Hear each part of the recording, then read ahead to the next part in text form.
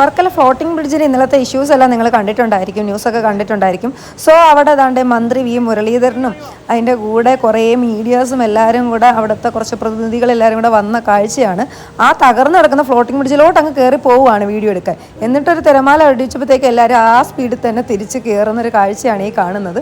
നമ്മുടെ കൺമുന്നിലാണ് നടന്നൊരു കാര്യം, അതുകൊണ്ടാണ് നമ്മൾ ഈ വീഡിയോ എടുത്തപ്പോൾ ഷെയർ ചെയ്യുന്നത്.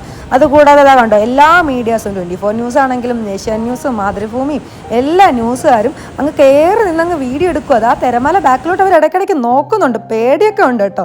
എന്നാലും അവർക്ക് മീഡിയ കവറേജ് കിട്ടണമല്ലോ. സോ ഇങ്ങനെ വീഡിയോ എടുക്കുന്ന ഒരു കാഴ്ചയാണ്. ഒരു സേഫ്റ്റി മെഷേഴ്സും ഇല്ലാതെയാണ് ഇവരൊക്കെ ഈ വീഡിയോ എടുക്കുന്നത്. അതോടൊപ്പം തന്നെ കുറച്ച് പയ്യന്മാർ വന്നിട്ട് സെൽഫി എടുക്കുകയാണ്. പക്ഷേ ഈ പയ്യന്മാർ എങ്ങനെ ഇതിനകത്ത് കയറി?